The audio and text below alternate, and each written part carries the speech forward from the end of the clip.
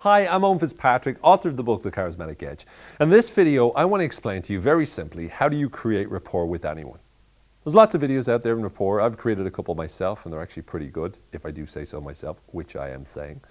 But this particular video, I wanted to give you a real rundown of a lot of different things you can do to be able to create rapport in a very short space of time.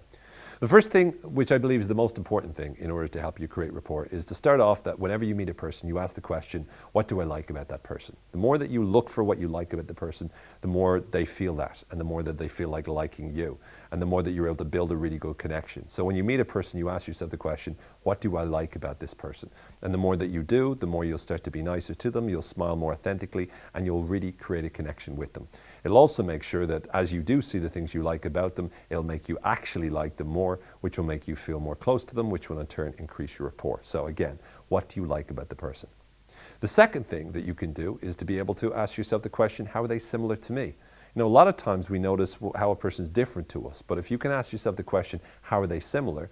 Your brain goes after the answer to the question you ask. So when you ask the question, how are they similar to me? Your brain will look for the answers that let you know how they are similar to you.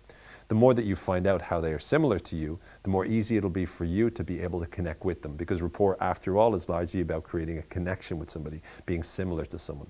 So asking the question when you meet a person, how are they similar to me, is a really wonderful way of instantly creating a state of rapport. And again, these two questions happen in the privacy of your own mind, but they have an impact and they dictate quite a lot of your behavior, quite a lot about how you interact with them and how you communicate with them. The third thing is to be able to match and mirror. Now this is the standard typical idea contained in terms of NLP, or neuro-linguistic programming. Basically what it means is that if you're talking to a person and their arms are crossed, then you cross your arms as well. Or if they're breathing at a certain rate, then you try to breathe at the same rate as them. Or you speak at the same rate as they're speaking. You might use different inflections, or a speaker use similar words that they do and similar inflections on those words as they do.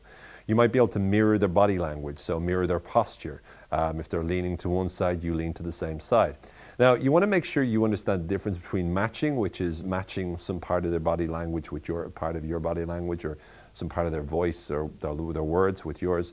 Mirroring, where you're identically mirroring their body language, so you're in the same posture as them.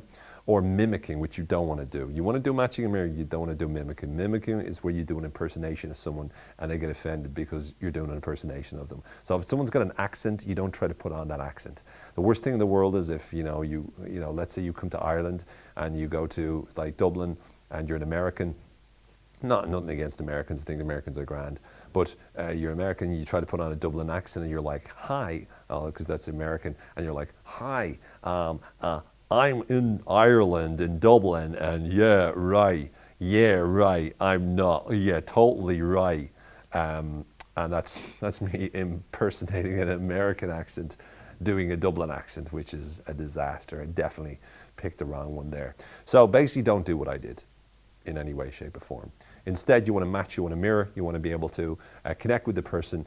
And by asking, by the way, what do you like about another person, or how are you similar to another person, that's actually going to help you to naturally match and mirror a person. But again, you can notice their body language and again, get into the same kind of space or the same rate as them. By doing so, you'll find yourself being able to easily connect with them and easily be able to build a sort of a feeling that there's something between you, and there's a good sense of rapport between you two. The next is to be able to make them feel good. It's a really simple one, but it's a really important one. So how do you make a person feel good? Well, smiling is important. When you smile at a person, it makes them smile back most of the time, unless they're a really grumpy person. But if you smile at a person, it makes them smile back. If you compliment a person and you're authentic about it, it makes them feel good. If you are good and likable, what it really means is that you make them feel good when they're in your presence. So that you're really asking yourself the question, how can I make them feel good? How can I make them feel happy? How can I give them what they want? How can I help them achieve what they want? By making sure that you make a person feel good, you're much more likely to build rapport with them. Because again, they'll be in rapport with you when they feel like they like you and when they feel like you like them. And the more you make them feel good, of course, the more likely they are to actually feel like you like them. Considering them is another important aspect, and this is connected to making them feel good around you. But being considerate of them means really caring about how they feel at that moment. So treating them well, treating them with compassion, treating them with care, being able to make sure that the experience they have with you is really, really good. Being considerate is about paying attention to the little things, the subtle things, the things that make them feel really, really good. Going a little bit above and beyond, doing things that they didn't expect, making them feel special, making them feel really, really good, making them feel like, you know, you genuinely respect and are happy to have them in your presence. That's absolutely crucial. As is being able to remember them. So remembering their name, remembering what they told you about their cat or their dog or their children, remembering the important things that they like, remembering what they don't like, remembering different bits of information about their life is another wonderful way of creating powerful rapport with them. You know, there's a lot of information out there about how to be able to build rapport and how to be more likable and stuff. But what's truly important is that you start off with these ideas in mind. To build rapport, ask yourself the question, what do I like about them? Ask yourself the question, how am I similar to them? Match and mirror them in terms of body language. Make them feel good when they're in your presence. Be considerate of them and consider them and make sure that they're happy and make sure they've got everything, and think about how to make them feel even happier than they are. Doing things, really nice things for people that they don't expect.